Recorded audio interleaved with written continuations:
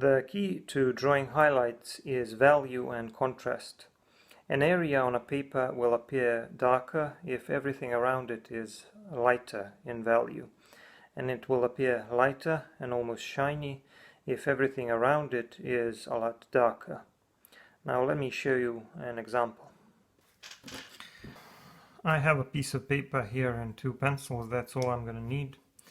I'm going to use a 2H pencil and an HB pencil. First, I'm going to draw two small circles with a 2H pencil, and it's a hard pencil, so obviously it's going to leave a lighter mark. I'm not going to press, I'm just going to try to fill this in nice to get the most out of the value of the lead. And about 2 inches apart, I'm going to draw another circle just like this one.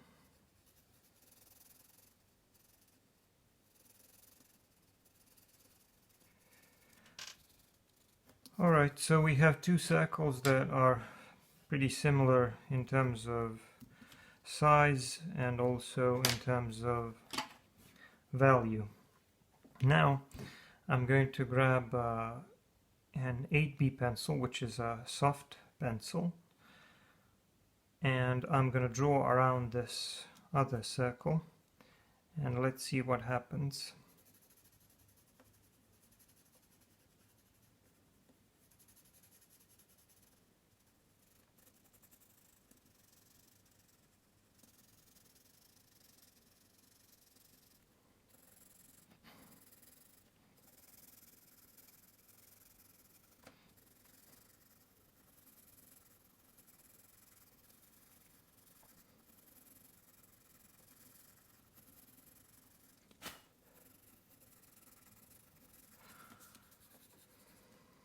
So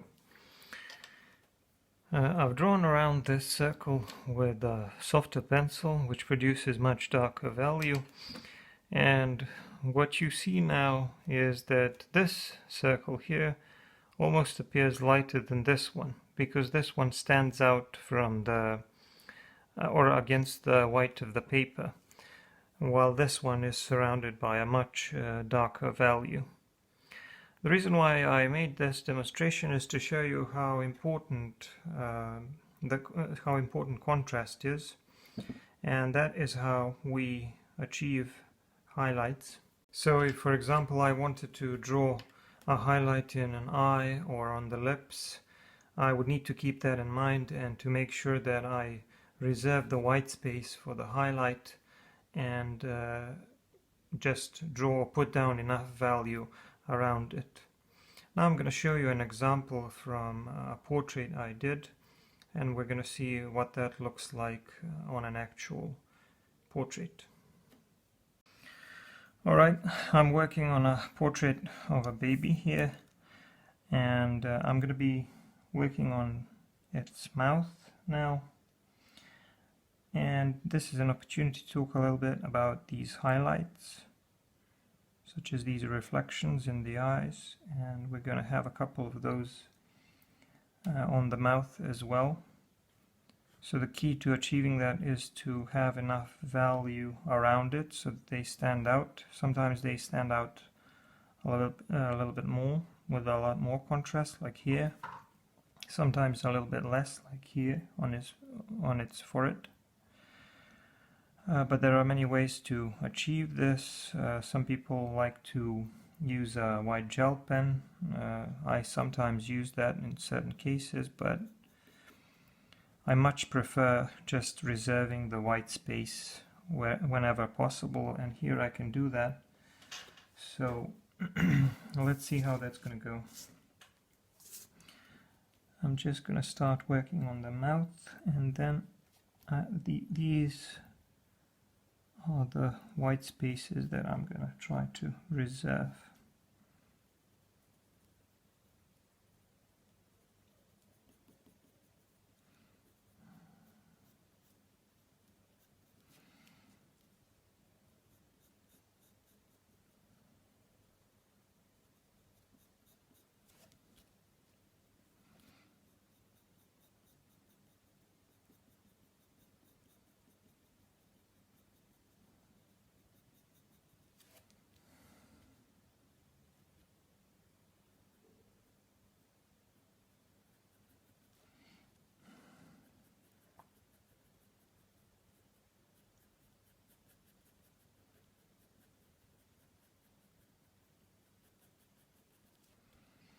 So I'm working on the lips now.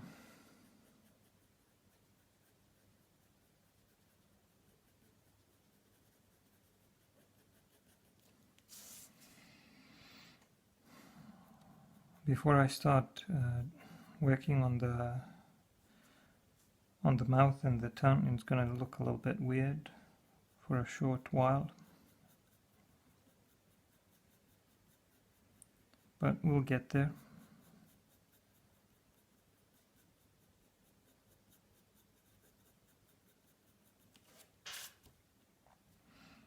So this place here needs to be a little bit darker.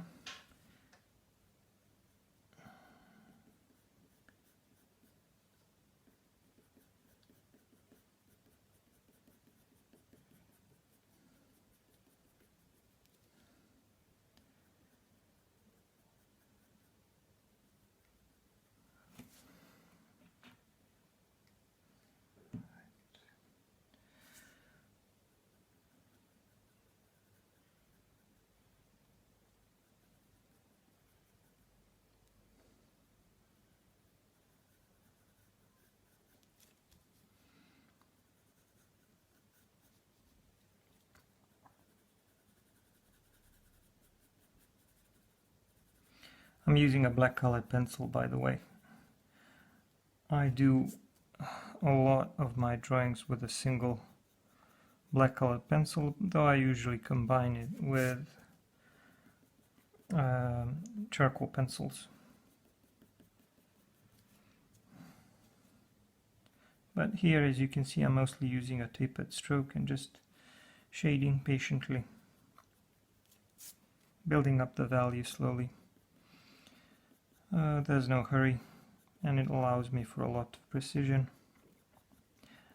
These lines that I'm creating, they are barely visible, and they're gonna disappear anyway once I do a little bit of blending.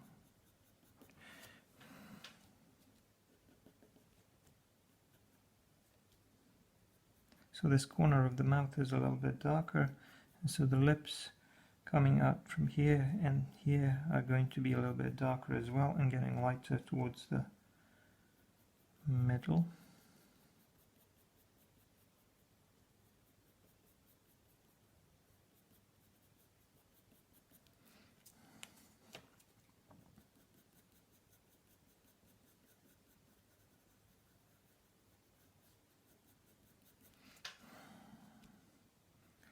I'm going to have one more highlight here as well.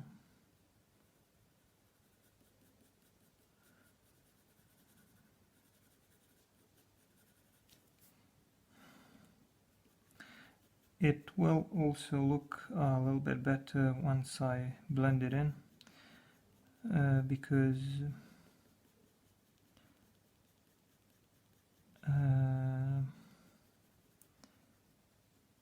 there are some of these smaller white spaces in between that are created by the strokes of my pencil.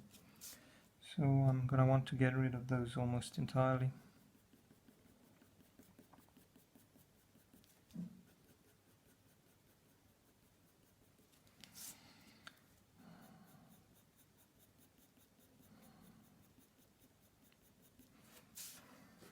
Let's see what we can do with a little bit of blending. Q-tip isn't super precise, but we have other tools. Let's see.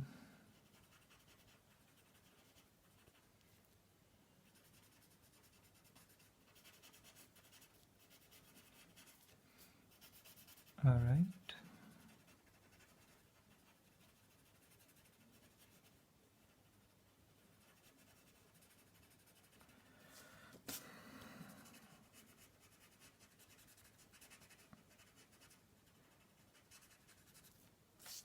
Now these stand out nicely already, but they're going to stand out even more once I shade the area around the mouth, like so.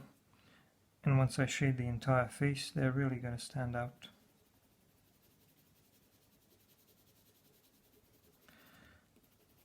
I'm just going to shade a little bit around the mouth and finish the video here.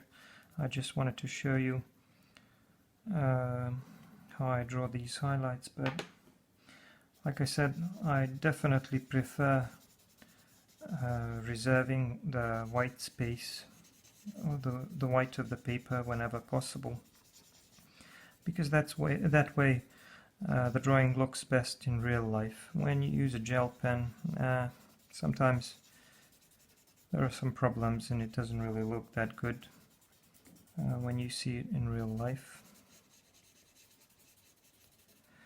But that's all I wanted to show you for now. I'm probably going to be fidgeting with this a little bit more, adding a little bit more value to this tongue and making this spot a little bit darker, but obviously a ton more shading is needed here, but you get the idea. I hope some of you find this interesting. Thank you for watching. I'm going to see you in the next video.